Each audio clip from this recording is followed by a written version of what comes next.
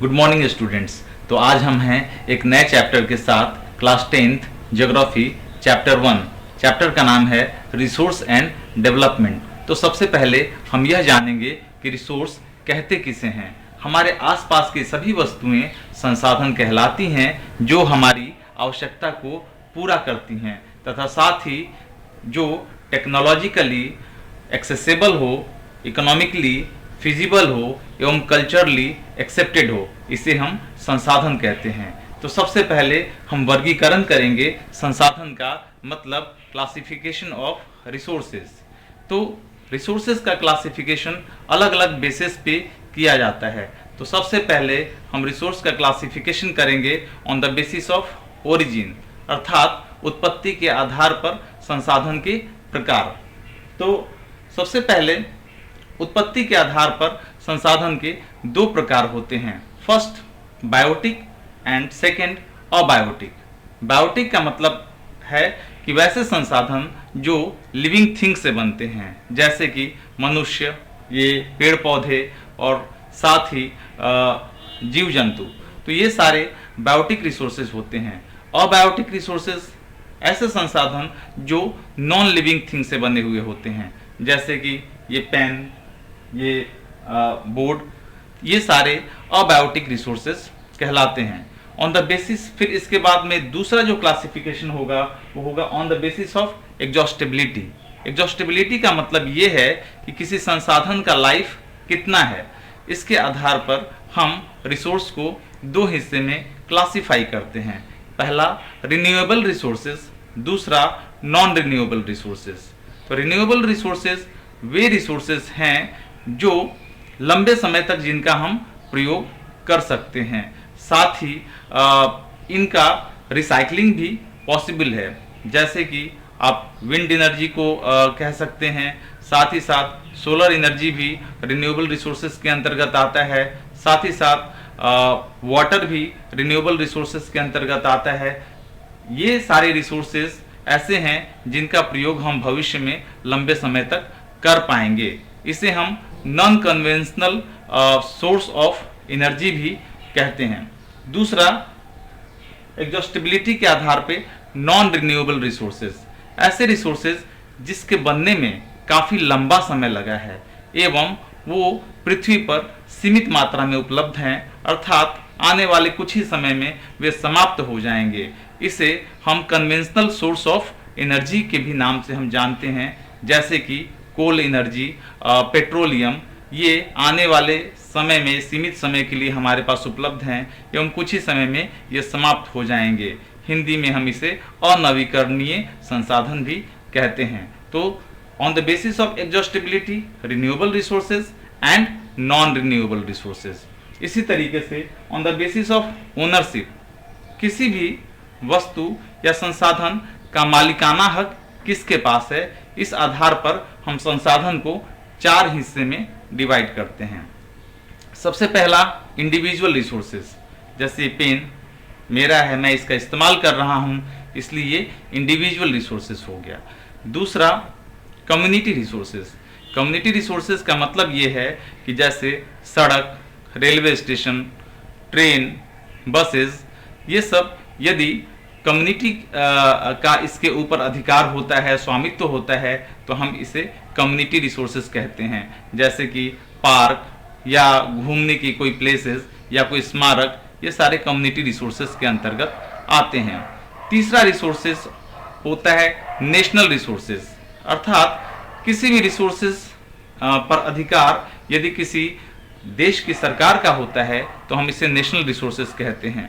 जैसे देश के अंतर्गत तो आने वाले जितने मिनरल और एनर्जी नेशनल रिसोर्सेज तो होते ही हैं, साथ ही साथ यदि समुद्री क्षेत्र से 19.2 किलोमीटर अर्थात लगभग 12 नॉटिकल मील की दूरी भी नेशनल रिसोर्सेज दूरी के भी अंतर्गत यदि कोई रिसोर्सेज प्राप्त होता है तो इसे हम नेशनल रिसोर्सेज के अंतर्गत रखते हैं। चौथा, इंटरनेशनल रिसोर्सेज। इंटरनेशनल रिसोर्सेज वे रिसोर्सेज हैं जिस पर किसी अंतर्राष्ट्रीय संगठन का प्रभुत्व होता है जैसे यूनाइटेड नेशन ऑर्गेनाइजेशन या इसी तरीके के कई अंतर्राष्ट्रीय संगठन का उनके ऊपर अधिकार हो सकता है।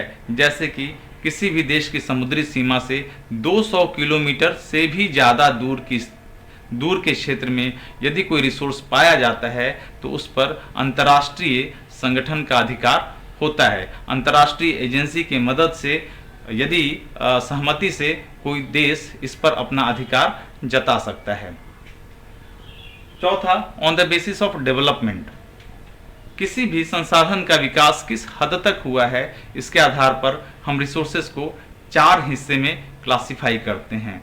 सबसे पहला, पोटेंशियल रिसोर्सेज, ऐसे रिसोर्सेज जिसके बारे में हम जानते तो हैं कि यहाँ पर रिसोर्स है लेकिन हम उसका भरपूर मात्रा में एक्सप्लोरेशन अभी तक नहीं कर पाए हैं। जैसे कि लेह लद्दाख में स्थित यूरेनियम का क्षेत्र या लेह लद्दाख में स्थित कोई भी संसाधन जिसके बारे में हम जानते हैं कि यहाँ पर संसाधन की भरपूर मात्रा उपलब्ध है लेकिन हम इसका प्रयोग नहीं कर पाए हैं।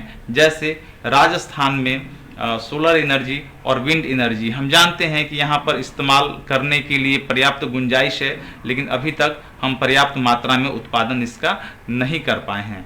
इसी तरीके से on the basis of development जो दूसरा रिसोर्सेज होता है वो है डेवलप्ड रिसोर्सेज, जिसकी क्वालिटी और क्वांटिटी हमें पता है और हम पर्याप्त मात्रा में इसका उत्पादन भी कर रहे हैं। जैसे झारखंड के ज़्यादातर माइनिंग जो स्टेशंस हैं उसके बारे में हम जानते हैं क्वालिटी और क्वांटिटी के बारे में, तो ऐसे रिसोर्सेज डेवलप्ड रिसोर्सेज के अंतर्गत आते हैं। तीसरा, स्टॉक रिसोर्सेज वे रिसोर्सेज हैं जैसे एग्जाम्पल के तौर पर देखा जाए तो हम ये जानते हैं कि वाटर, हाइड्रोजन और ऑक्सीजन जैसे 2 इन्फ्लेमेबल गैसेस से मिलने से बना हुआ होता है। हम चाहेंगे तो इसको इलेक्ट्रोलिसिस के माध्यम से हम हाइड्रोजन और ऑक्सीजन का प्रयोग ईंधन के रूप में, फ्यूल के रूप में हम कर सकते हैं, लेकिन हमारी तकनीकी क्षमता अभी इतनी ज़्यादा नहीं पहुंच पाई है वहां तक कि हम इसका प्रयोग कर पाएँ। ऐसे सोर्स ऑफ रिसोर्सेज को हम स्टॉक रिसोर्सेज के अंतर्गत रखते हैं। इसके साथ ही जो चौथा होगा वो होगा रिजर्व का अर्थात रिजर्व रिसोर्सेज का मतलब ये है कि हम जानते हैं कि हमारे पृथ्वी पर वाटर तमाम पर्याप्त मात्रा में उपलब्ध हैं, लेकिन उपलब्ध वाटर की क्षमता के अनुसार सिर्फ हम 1/5 ही हाइड्रो इलेक्ट्रिसिटी के रूप में हम प्रोड्यूस कर पाते हैं। मतलब इसमें गुंजाइश तो है इसका ज़्यादा से ज़्यादा प्रयोग करने की, लेकिन ये हमारी क्षमता और इच्छा शक्ति के ऊपर निर्भर करता है कि हम इसका कितना प्रयोग कर सकें। ऐसे रिसोर्स को हम रिजर्व रिसोर्स के अंतर्गत रखते हैं। अब हम आते हैं तीसरे पॉइंट जिसे हम कहते हैं सस्टेनेबल डेवलपमेंट, अर्थात सतत पोषणीय विकास। तो सतत पोषणीय विकास का मतलब ये है कि संसाधनों का इस प्रकार से प्रयोग जिसमें संसाधन भावी पीढ़ी के लिए भी सुरक्षित रखा जा सके, इसे हम सतत पोषणीय विकास कहते हैं, सस्टेनेबल डेवलपमेंट कहते हैं। आज पूरे विश्व का ध्यान सस्टेनेबल डेवलपमेंट की ओर है कि डेवलपमेंट तो हो लेकिन पर्यावरण को क्षति पहुंचाए बिना। फोर्थ, अर्थ समिट 1992 या एजेंडा 21। जून 1992 में ब्राज़ील के रियो दी जनेरियो में एक मीटिंग होती है जिसमें 100 से भी ज़्यादा देश भाग लेते हैं। इस मीटिंग में यह तय किया जाता है कि प्रत्येक देश ऊर्जा संरक्षण के लिए क्लाइमेट चेंज से हो रहे बदलाव पर नियंत्रण स्थापित करने के लिए तथा भोजन की अर्थात अन्न की सुरक्षा के लिए एवं बायोलॉजिकल डाइवर्सिटी को बनाए रखने के लिए कार्य करेगा एवं अपने लोकल लेवल पे लॉ का भी फॉर्मेशन करेगा। तो एक बैठक हुई, इस बैठक को हम प्रथम पृथ्वी सम्मेलन के भी नाम से जानते हैं, अर्थात फर्स्ट अर्थ समिट 1992, जिसमें कुछ महत्वपूर्ण मुद्दों पे चर्चा की गई जो पर्यावरण की सुरक्षा के लिए और बायोलॉजिकल डाइवर्सिटी को बनाए रखने के लिए बहुत ही ज़्यादा जरूरी था। इसी में एक पॉइंट और उभर करके आता है एजेंडा 21 इसका नाम इसलिए दिया गया है कि 21st सेंचुरी में 21वीं शताब्दी में पर्यावरण की सुरक्षा के लिए प्रत्येक देश, जो भी देश भाग ले रहे हैं इस सम्मेलन में, प्रत्येक देश स्थानीय स्तर पर, लोकल लेवल पे कानून बनाएंगे जिसके द्वारा पर्यावरण की सुरक्षा को सुनिश्चित किया जा सके। Fifth, resource planning and conservation. हम जानते हैं कि पूरे विश्व में रिसोर्स सीमित मात्रा में उपलब्ध हैं, इसके बनने में भी काफ़ी लंबा समय लगता है, इसलिए हमें रिसोर्स को सुरक्षित रखना जरूरी है। इसलिए रिसोर्स प्रत्येक व्यक्ति के पास इक्वली डिस्ट्रीब्यूट होना चाहिए। इसे हम रिसोर्स प्लानिंग या रिसोर्स मैनेजमेंट कहते हैं। इसका कंजर्वेशन इसलिए ज़रूरी है कि ज़्यादातर जो रिसोर्सेज हैं वो नॉन रिन्यूएबल रिसोर्सेज हैं, अर्थात एक समय के बाद में वो समाप्त हो जाएंगे। तो हमें उन विधियों का प्रयोग करना पड़ेगा, उन मेथड्स का प्रयोग करना पड़ेगा जिससे हम रिसोर्स को लंबे समय तक इस्तेमाल में ला पाएँ। Land use pattern in India. Bharat के राज्य में जो जमीन है, जो भूमि है, उसका किस प्रकार से प्रयोग होता है, उसका क्या पैटर्न है। तो हम सभी जानते हैं कि पूरे पृथ्वी पर, मतलब भारत में 43% टोटल लैंड एरिया का 32,87,263 वर्ग किलोमीटर भारत का एरिया है, अर्थात भारत का क्षेत्रफल है। इस एरिया में 43% का जो एरिया है वो प्लेन का एरिया होता है, 30% एरिया माउंटेन्स का होता है और 27% का जो एरिया है वो प्लेटो का है।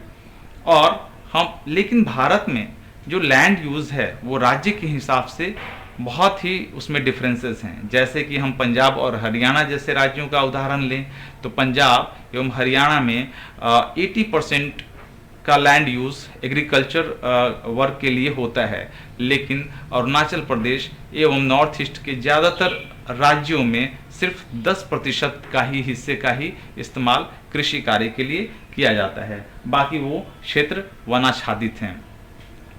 1952 के राष्ट्रीय वन नीति अर्थात नेशनल फॉरेस्ट पॉलिसी में यह तय किया गया कि पूरे देश भर में कुल लैंड एरिया का 1/3 हिस्सा अर्थात 33% हिस्सा वनाच्छादित होना चाहिए।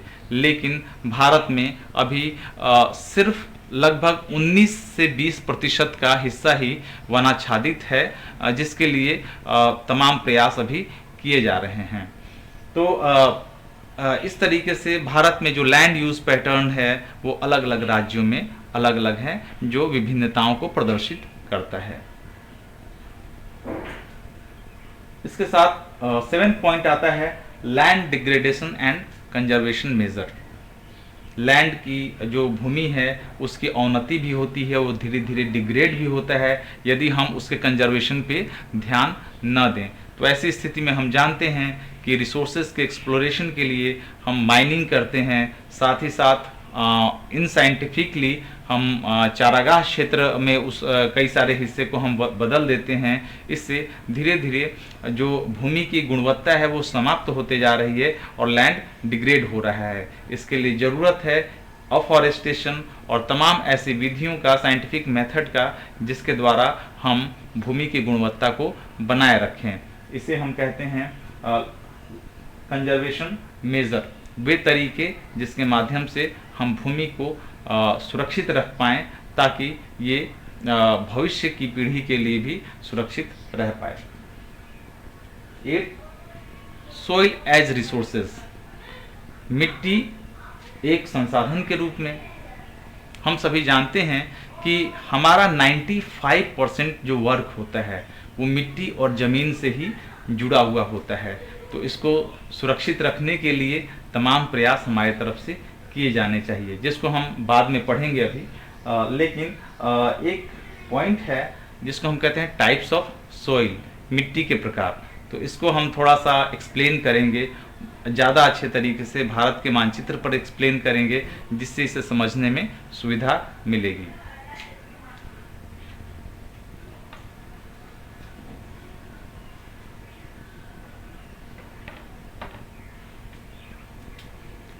ये आप भारत का मैप, इंडिया का मैप देख सकते हैं। इसमें मिट्टी, भारत में मिट्टी का जो वर्गीकरण है अलग अलग क्षेत्र में, वो किस प्रकार से है, इसको आप यहाँ पर देख सकते हैं। तो सबसे पहला हम लोग चर्चा करते हैं एलुवियल सॉइल के बारे में। जलोढ़ मिट्टी, नदी घाटी के किनारे जितने भी मिट्टी पाए जाते हैं वे सारे जलोढ़ मिट्टी होते हैं या एलुवियल सॉइल होते हैं। एलुवियल सॉइल के जो कण होते हैं वो काफ़ी महीन होते हैं। ये मिट्टी काफ़ी उपजाऊ होती है क्योंकि नदी के द्वारा प्रत्येक साल बहा करके लाई जाती है और इन क्षेत्र में काफ़ी ज़्यादा सब्जियों की खेती, फलों की खेती और तमाम उन चीज़ों की खेती की जाती है जो जिसका प्रयोग हम लोग करते हैं। तो ये एरिया एलुवियल सॉइल का एरिया है। ये जो लाइट ग्रीन कलर से आप देख रहे हैं वो एलुवियल सॉइल का हिस्सा है जो ज़्यादातर उत्तर भारत के हिस्से में, उत्तर प्रदेश, बिहार, पंजाब के कुछ क्षेत्र में ये पाए जाते हैं। थोड़े से हिस्से में राजस्थान में संकरी पट्टी के रूप में ये फैला हुआ है। अब एलुवियल सॉइल को भी कई अलग अलग प्रकार से बांटते हैं। इसमें खादर और बांगर, जो बिल्कुल नदी घाटी के बिल्कुल किनारे, नदी घाटी के बिल्कुल पास में या नदी के बिल्कुल पास में जो मिट्टी होती है महीन कण की, उसे हम खादर कहते हैं। और नदी घाटी से जो दूर मिट्टी होती है उसे हम बांगर कहते हैं। खादर मिट्टी बहुत ज़्यादा फर्टिलिटी वाली होती है और बांगर में फर्टिलिटी थोड़ी कम होती है। इसे हम ओल्ड एलुवियल सॉइल भी कहते हैं। दूसरा सॉइल ब्लैक सॉइल। ये माना गया है कि लाखों वर्ष पूर्व वॉल्केनिक इरप्शन के माध्यम से ब्लैक सॉइल का निर्माण हुआ है। महाराष्ट्र, मध्य प्रदेश, गुजरात के कुछ हिस्से में ब्लैक सॉइल पाया जाता है। ब्लैक सॉइल को हम रेगर के भी नाम से जानते हैं और ख़ास करके इसे हम काली कपासी मृदा के भी नाम से जानते हैं क्योंकि ये कपास के उत्पादन के लिए सबसे ज़्यादा उपयुक्त मिट्टी मानी जाती है।